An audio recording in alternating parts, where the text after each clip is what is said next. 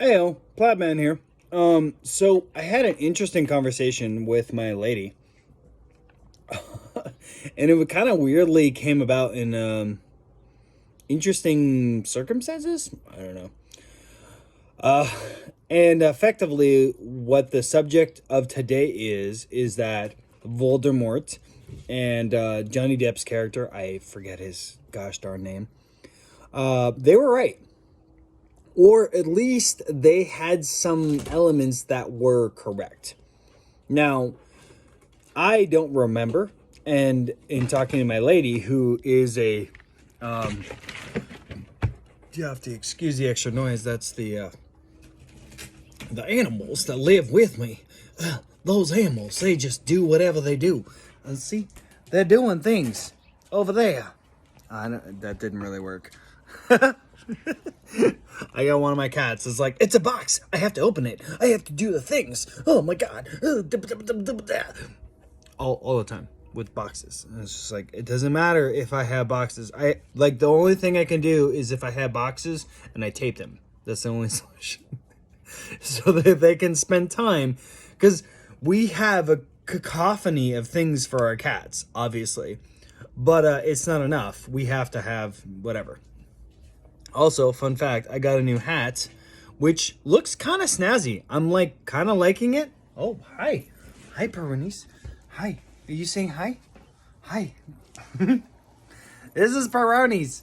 Peronis. And if you haven't read or listened to Wheel of Time, he is named after one of the main characters from Wheel of Time.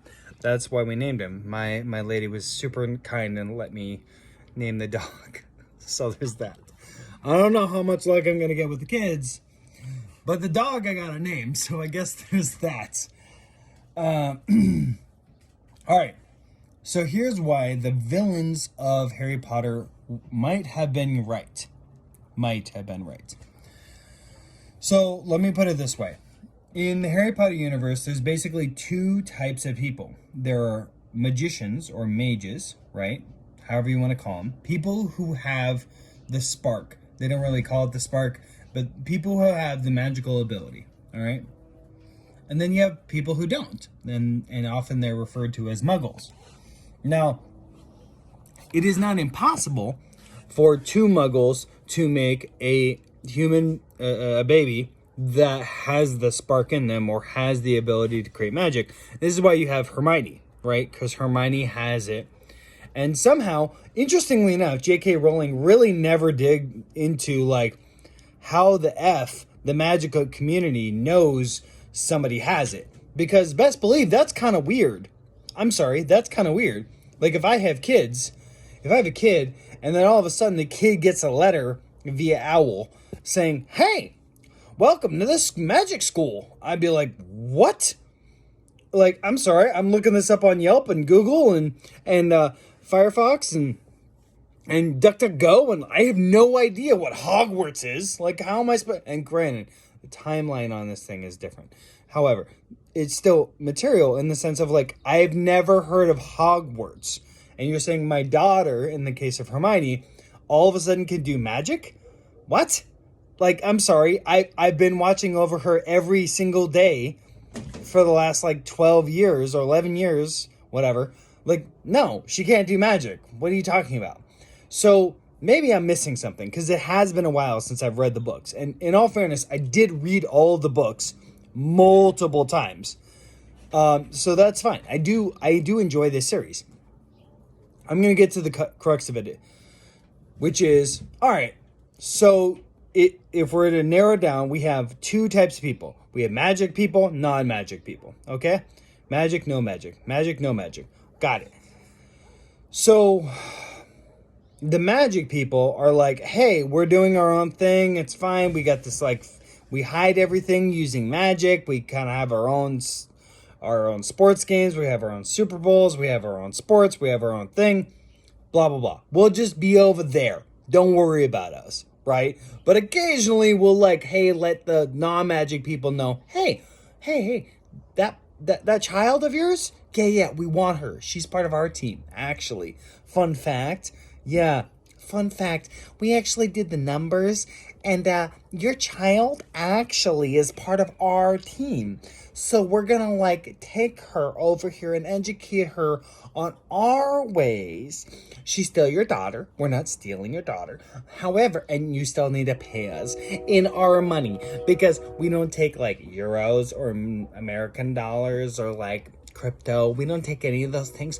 We take like golden nuggets or, go to Gringotts, which is a place you have never heard of before, but like you go there and you set up an account, and then that way you can give us our money from your money.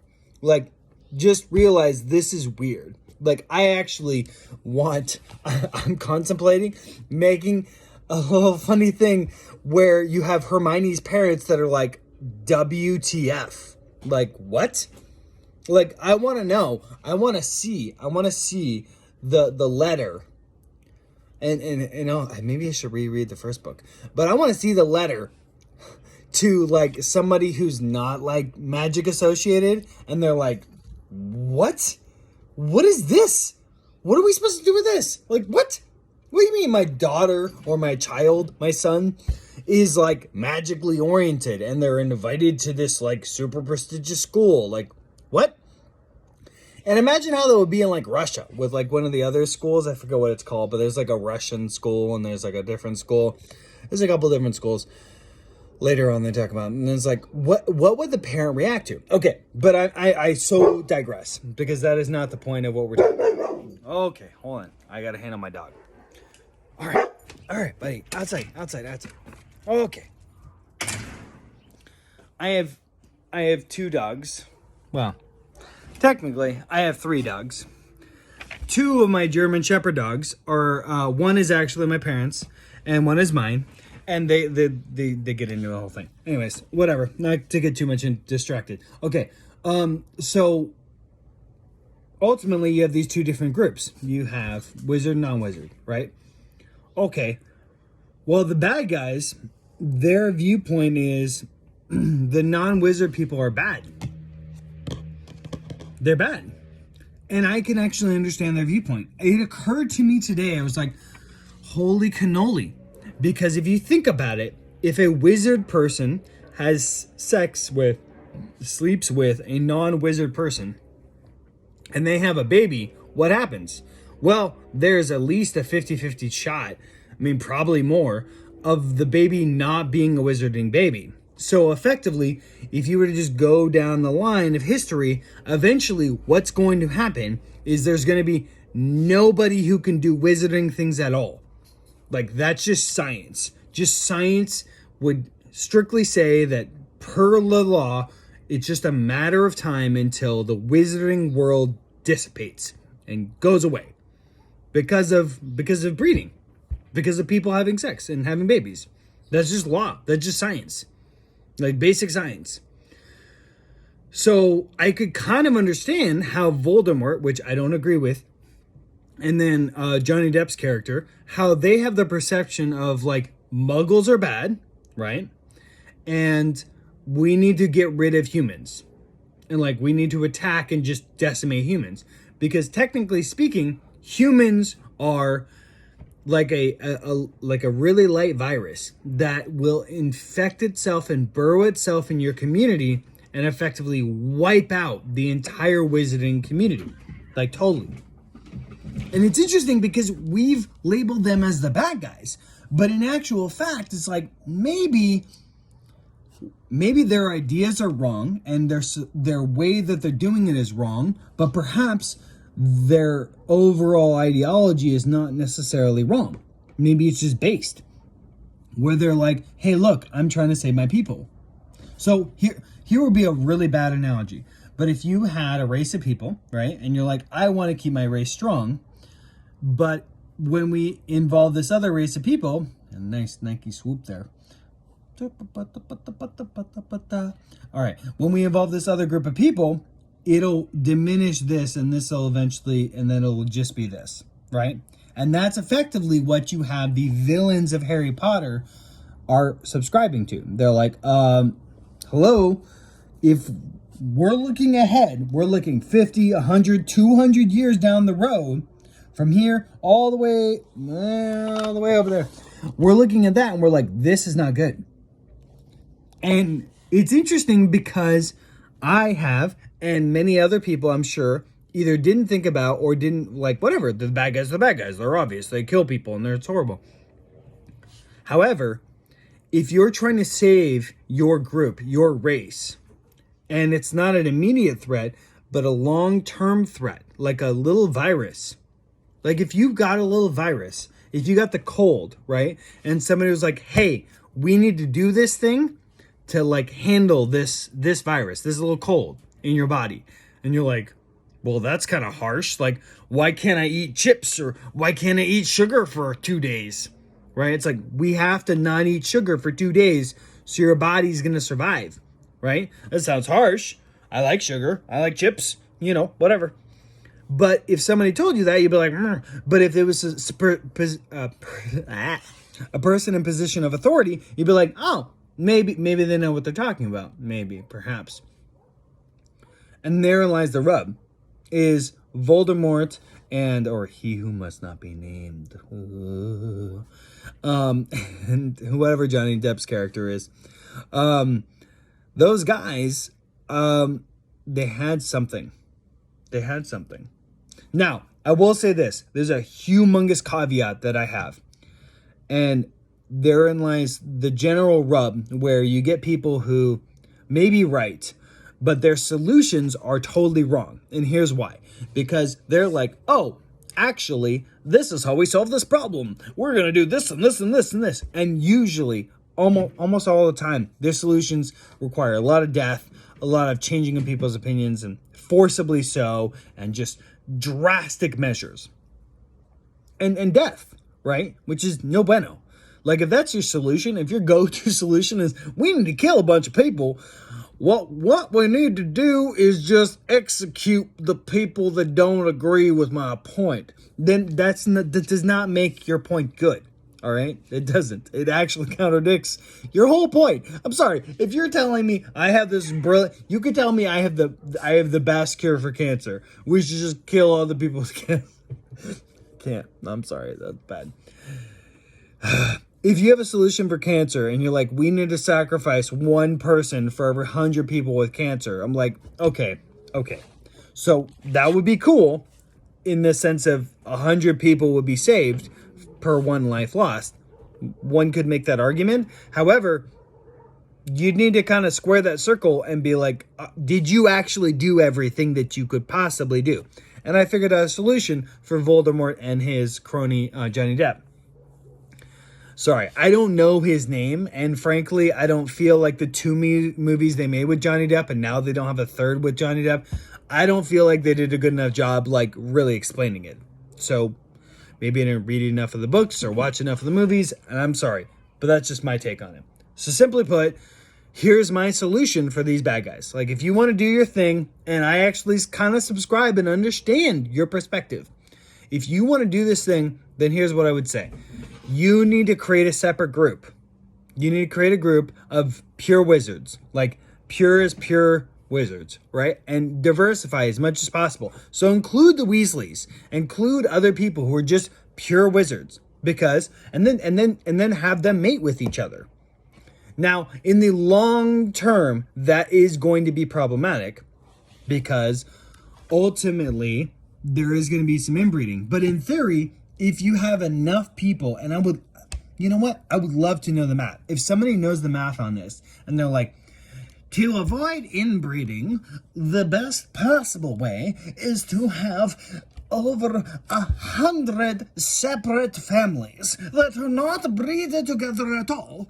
And then in that way, then you will have the perfect symmetry throughout time, that you will have zero inbreeding and zero issues. That's what I would love to know. Because I don't know. I don't even know how you Google that. How do you search that? How do you like, how do I avoid inbreeding? I don't know. Because it's usually like a 1, 2, maybe 3 generational thing that they think about.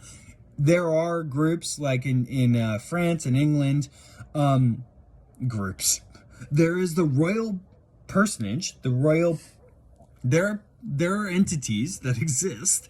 Some of them are connected to the royal family that have inbred a lot, right? Where it's like, oh, you're my second cousin twice removed. We should totally have babies. Or sometimes they're like, I think you're my stepbrother, but it's all good. So everything in between. So simply put, these villains, what they should have done before like up and up just like killing Harry Potter's parents and everyone else, what they should have done was like, you know what we're gonna do? We're gonna create a non-crazy group, not the Eaters of the Eaters of the Dead. I feel like that's a good book, and I can't remember what the actual name of the Harry Potter thing is. Somebody's gonna be like, dude, you don't know Harry Potter? How dare you? So the group that Voldemort creates, what he should have done is create a group of people and not been super weird about it, and like, look, we're trying to keep pure the magician trait, because that's the only thing that's going to stay around. And if we lose this, we lose magicians. It's not now, it's not going to be your generation or your kids' generation, but it's going to, your grandkids, your great-grandkids, they're going to start losing it. They're going to have babies that are not magical oriented. If we don't keep this alive, we need to keep this alive. And I feel like there is enough people in the world, in that world, that would be like, oh yeah, I support this. This is cool. This is cool. Like, and not in a bad way, but you know. And one could make an argument that perhaps that's what Dumbledore was doing. Like, oh, cool, I'm going to take a bunch of magical kids and bring them to my school, and because of hormones, eventually they're going to, like, you know, fall in love with each other, which happened with our, you know, three main characters. What is it? Ron and Hermione, and then Harry and Ginny. Like, they eventually got together and had babies. So, like, I guess technically, like, Dumbledore, he knew what he's talking about. He's like, I got you, bro. I got you. This is the solution. I'm going to create a school, and people are going to get together, and because they're all magical people, then we'll continue this. But separately from that, I do think there is some value to be said for the concern that Voldemort and Johnny Depp's character had. And the execution was bad, but I think if they had created a group and they were like very chill and DL on the down low about it and not trying to kill people, perhaps they would have actually gotten a lot more interest and a lot more success. Instead, they were villains, but I understand it's a story and we need to have villains, so there's that. Anyhow, peeps, so this is Plaidman. This is my take on Harry Potter and good versus bad and other things. I'm trying to, like, do the plaid shirt. You know, let me know what you think of the new hat and the shirt and the outfit and the different... I was going to say the lighting, because the lighting is so good. It's fabulous. It's really lighting. It's sunset over here, and I got the window open, so it just seemed to be terrific lighting. I was gonna do it earlier, but like I was outside and it was just like, the sun is so bright. And my face, as you can tell, already looks like, you know, because I work out in the sun. Anyhow, I'm gonna probably shave pretty soon. I'm enjoying this, but my lady is giving me subtle hints that, like, I need to stop looking like I cut down trees for a living. Anyhow, I love you all. Peace out. Talk to you soon. Comment, like, share. Tell me what you think. Please. Anything and everything. You can be mean. That's okay. I'll read it. I may comment. All right. Bye, peeps.